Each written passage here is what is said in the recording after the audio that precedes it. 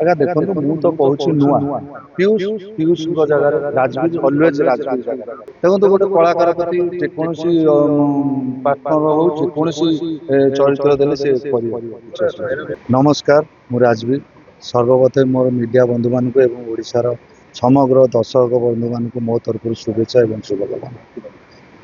First of all ମୁଁ ଧନ୍ୟବାଦ ଦେବି ରଙ୍ଗମୋହନର ଓନର ଯିଏକି ସତ୍ୟ ଅଜା, ଯିଏକି ଗୋଟେ ଭରସା ଆଶା ଆଉ ଭରସା ନେଇକି ମୋତେ ମୋ ଭିତରେ କ'ଣ ବି ଦେଖିଛନ୍ତି ମୁଁ ତ ଜାଣିନି ସେଇଟା, ମୋତେ ଏତେ ବଡ଼ ପାର୍ଟିରେ ଚାନ୍ସ ଦେଇଥିବାରୁ ମୁଁ ତାଙ୍କୁ ଏଗେନ୍ ଅଶେଷ ଅଶେଷ ଧନ୍ୟବାଦ ଦେଉଛି।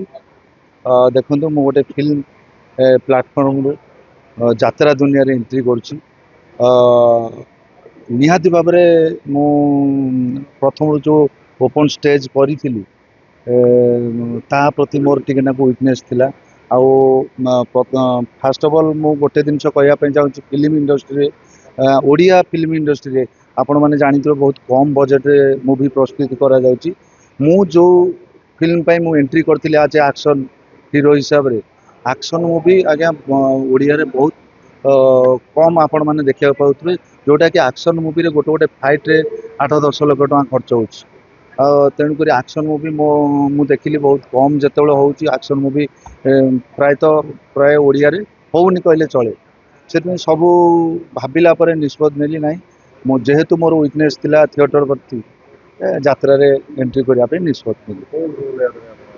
ଦେଖନ୍ତୁ ଗୋଟେ କଳାକାର ପ୍ରତି ଯେକୌଣସି ପାର୍ଟନର ହଉ ଯେକୌଣସି ଚରିତ୍ର ଦେଲେ ସେ କରିବ କିଛି ଅସୁବିଧା ନାହିଁ। ଦେଖନ୍ତୁ ମୁଁ ତ ଯାତ୍ରାରେ ନୂଆ କରି ଏଣ୍ଟ୍ରି କରୁଛି, କାହା ଲାଇନ୍ କ'ଣ ଡାଉନ୍ ହେଉଛି ମୁଁ ତ ଜାଣିନି। ମୁଁ ତ ପ୍ରଥମେ ପାଦ ଦେବା ପାଇଁ ଯାଉଛି, ଛୋଟରୁ ବଡ଼ କ୍ରମେ ମୁଁ ସମସ୍ତଙ୍କୁ ରେସପେକ୍ଟ ଦେବା ଦରକାର ଫାର୍ଷ୍ଟ ଥିଙ୍ଗ। ସେକେଣ୍ଡ ଥିଙ୍ଗ ହେଲା ମୋର କିଛି ତ ଯାତ୍ରା ଦୁନିଆରେ ମୁଁ କିଛି ବି ଜାଣିନି, ଅକ୍ଷର ଜାଣିନି। ଛୋଟ କଳାକାର ହେଲେ ବି ତାଙ୍କଠୁ ମୋର କିଛି ଶିଖିବାର ଅଛି। ତେଣୁକରି ମୁଁ ସମସ୍ତଙ୍କୁ ରେସପେକ୍ଟ ଦେବା ଦରକାର। ରାଜବୀର ଯେହେତୁ ଯାତ୍ରା ଦୁନିଆରେ ଏଣ୍ଟ୍ରି କରିଛି, ତାର ଗୋଟେ ଛୋଟିଆ କଳାକାର ହିସାବରେ ଏଣ୍ଟ୍ରି କରିଛି, ମାନେ ଛୋଟିଆ ପରିଚୟ ଗୋଟେ ସୃଷ୍ଟି କରିବା ପାଇଁ ଯାଉଛି। ତେଣୁକରି କାହା ସହିତ ମୁଁ କମ୍ପିଟିସନ୍ କରିବା ପାଇଁ ମୁଁ ଆସିନି। ସେଇଟା ଦର୍ଶକ ବନ୍ଧୁମାନଙ୍କର ଆଶୀର୍ବାଦ। ଯେଉଁ ଫିଲ୍ମ ଯେଉଁ 2-3ଟି କରିଛି ସେଥିରେ ବହୁତ ମାନେ ଭଲ ପାଇବା ପାଇଛି। ଯାହା ହଉ କ'ଣ ହେଉଛି ସେ ଭଗବାନଙ୍କ ଇଚ୍ଛା। ଭଗବାନ ଦେଖନ୍ତୁ ଫିଲ୍ମ ଇଣ୍ଡଷ୍ଟ୍ରି କ'ଣ ପାଇଁ ଚାଲୁନି ଆପଣମାନେ ତ ଜାଣିଥିବେ, ବଡ଼ ବଡ଼ କଳାକାରମାନେ ସବୁ ଅଛନ୍ତି। କ'ଣ ଏଇ ଯାତ୍ରା ପ୍ଲାଟଫର୍ମରେ କୁ ଆସିଲା ପରେ ମୋ ଘରର ସବୁ ଜିନିଷ କହିବାଟା ମୋ ପ୍ରତି ଅନୁଚିତ। ତେଣୁକରି କ'ଣ କରିବା, ନିଜ ଫ୍ୟାମିଲି ମେମ୍ବର ଯଦି କିଏ ଗୋଟେ ଭୁଲ କଲା, ଆମେ ତାଙ୍କ ନାଁରେ କହିବାଟା ଉଚିତ ମନେ କରୁନି। ଆଜ୍ଞା ଦେଖନ୍ତୁ ମୁଁ ତ କହୁଛି ନୂଆ ପିୟୁଷଙ୍କ ଜାଗାରେ ରାଜବୀର ଅଲୱେଜ ରାଜବୀର ଜାଗାରେ। ମୁଁ ଗୋଟେ ଛୋଟିଆ କଳାକାର, ମୁଁ ତ ଯାତ୍ରାର ଅକ୍ଷର ଜାଣିନି। ପିୟୁଷ ତ 8-9 ବର୍ଷ ହେଲାଣି ରହିଲେଣି। ବହୁତ ଭଲ ଭଲ କଳାକାର ଅଛନ୍ତି ଆଜ୍ଞା। କାହ୍ନା ବାବୁ ଦେଖନ୍ତୁ, ବଡ଼ ବଡ଼ ସୁରେଶ ପଣ୍ଡା ହୁଅନ୍ତୁ ୟା ସୁଭାଷ ବେହେରା ହୁଅନ୍ତୁ, ଭଲ ଭଲ କଳାକାର ଅଛନ୍ତି ଆଜ୍ଞା। ପିୟୁଷ ଏକା ବୋଲି ନୁହଁ, ବହୁତ ଭଲ ଭଲ କଳାକାର ସବୁ ଅଛନ୍ତି। ତେଣୁକରି ତାଙ୍କଠୁ ବି ବହୁତ ଶିଖିବାର ଅଛି।